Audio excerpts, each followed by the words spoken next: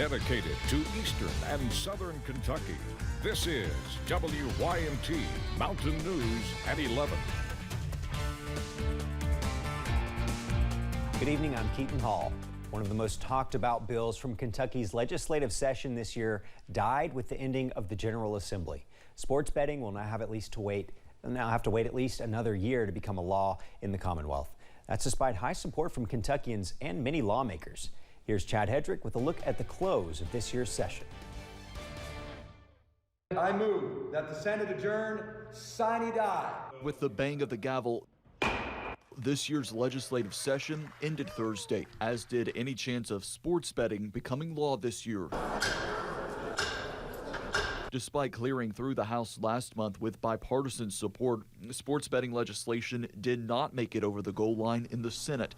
In a series of tweets Friday, the bill's sponsor, Adam Koenig, says it's been a 4-year fight for him, and he is not giving up. Another tweet saying it just postpones the inevitable, and the issue is widely popular. According to the American Gaming Association, nearly 80% of Americans support sports betting. Because in the region that I represent, it enjoys wide popularity. And I've been for it. I've been trying to get other people to be for it, but I can't make people be for it if they don't want to be for it. Senate Majority Floor Leader Damon Thayer has been criticized for not pushing the measure, Koenig thanking him and other senators for supporting it. Meanwhile, the bill's failing was a victory for the Family Foundation, calling it predatory gambling, saying it is a bad public policy that hurts families and promotes harmful addictions. We have just continued to hear from members that our supporters and others have been flooding the Capitol, saying that we want no more expanded gambling. In the end, Koenig wrapped up his thoughts by saying the measure has momentum, asking supporters to be positive and productive when making their voices heard. Chad Hedrick, WYMT Mountain News. There's also the issue of medical marijuana. It too died in the Senate after passing the House.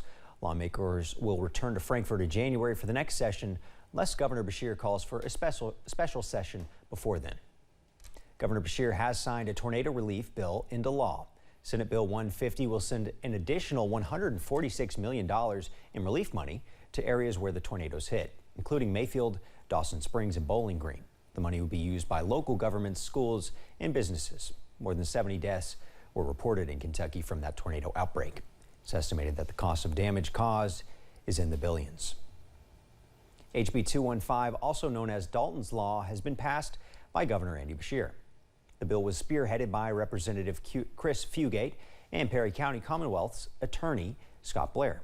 It will require fentanyl traffickers serve at least 85% of their prison sentence. Fugate says it saw bipartisan support even from lawmakers who disagreed, like Senator Whitney Westerfield. We had to have 6 votes. There was only 6 members present. And when it came down to him, he was the last vote. And he said, I'm not particularly for this bill. He said, but I'm not going to let it die because of its importance. Before HB 215 was drafted, fentanyl traffickers were only serving 50% of their sentence. Health officials have updated the Commonwealth's COVID map, and some counties are seeing increased spread. 117 out of Kentucky's 120 counties are in the green zone, meaning they're seeing low levels of COVID transmission. Anderson County was yellow last week, which is medium transmission, but it's now green. 3 eastern Kentucky counties, Magoffin, Johnson, and Floyd, are now yellow. As of this past Monday, the state's positivity rate was 2.27.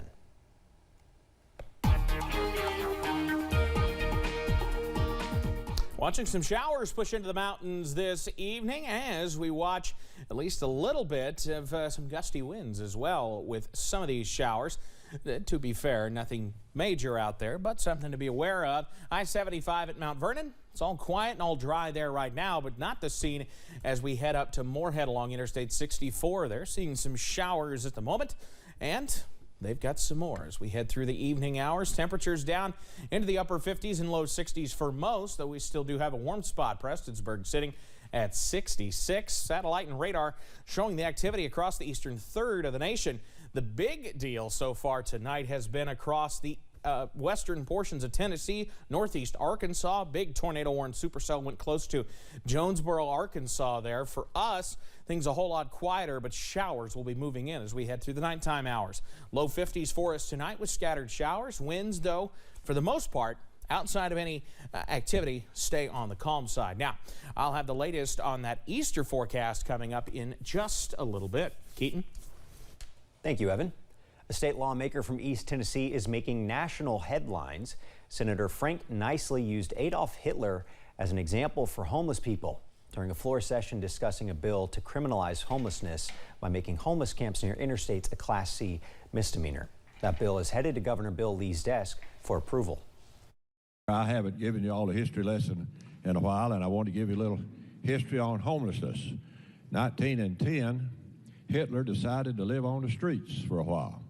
So for 2 years, Hitler lived on the streets and practiced his oratory and his body language and how to connect with the masses, and then went on to lead a life that got him in the history books. So a lot of these people, it's not a dead end. They can come out of these homeless camps and have a productive life, or in Hitler's case, a very unproductive life.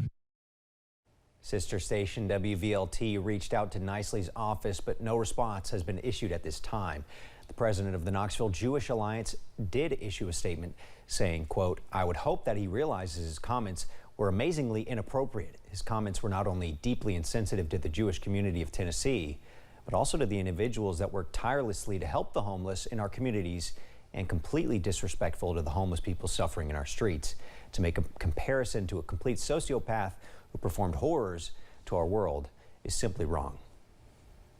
A man wanted for robbery and strangulation has been arrested. That's according to the Wayne County, West Virginia Sheriff's Office. The sheriff says Chris Ball is currently in McDowell County waiting to be transferred. Deputies say Ball is accused of robbing a home and trying to strangle a man Monday at a house on Mill Creek Road. The home is being renovated, so the owners aren't currently living there. However, a neighbor noticed a garage door open and saw the stranger's truck parked in the garage. That's when the neighbor says Ball came out of the home and attacked him. The wiring was cut out of the home and garage. Stanton police are asking for help investigating an armed robbery. These are some surveillance photos that police posted on Facebook today. Officers say the man robbed the Stanton Shell Mart around 2:30 this morning before running off. If you know anything about this or can help identify the suspect, you're asked to call Stanton Police at 606-663-1459. In Laurel County, several people managed to escape a serious house fire. East Bernstadt Fire and Rescue shared these pictures. The fire happened around 6 this morning. Crews say the roof and second floor collapsed, but everyone inside made it out, and no one was hurt. Multiple agencies helped put the fire out. 14-year veteran firefighter and EMT Larry Wayne Adkins was recently diagnosed with stage 4 colon cancer a month ago. Since then, the Middlesboro Fire Department team gathered to help fundraise money for Adkins. Today, the team gathered for a fundraising event. You can still donate at the fire station. They are selling stickers with MFD 950 Strong on it for $10 each, and you can get one at the Middlesboro Fire Department. And another event is planned soon as well. I would also like to invite everybody that fishes, come join us on the 23rd Saturday. And fish this tournament. It'll be a good day of fun. There's some good prizes to be handed out. And just reach us here at the fire department or Kevin Barnett at the street department, and we can get you all the information. It starts at 7 in the morning. Jeremy Killian, a firefighter and EMT with the Middlesboro Fire Department, told us, quote, "We as a department love each other, love each of our guys as our own brother, and when one is down, we're all down, and we fight dirty because we're going to fight together no matter what it is." It's Good Friday, and Hindman United Methodist Church held their annual crosswalk from the Knott County to Floyd County line today. Starting at 7 a.m., the group took turns carrying the cross while walking and fellowshipping together, with the goal to honor Good Friday as they do it, but also hoping to get those driving by interested in thinking about what the day means. We've got people here from all kinds of churches all over Knott County, all over southeastern Kentucky that come and participate, and we're open to everybody. We just want to be together and celebrate and remember what today is. It's Good Friday, and this is the day the Lord carried the cross up for our sins, and we just want to be a part of that and show our testimony to other people. The group walked 20.4 miles, which they say is many more than Jesus walked with the cross on this day, but they do it because he paid a greater sacrifice. Students in Lawrence County had a surprise visitor today, all the way from Gotham.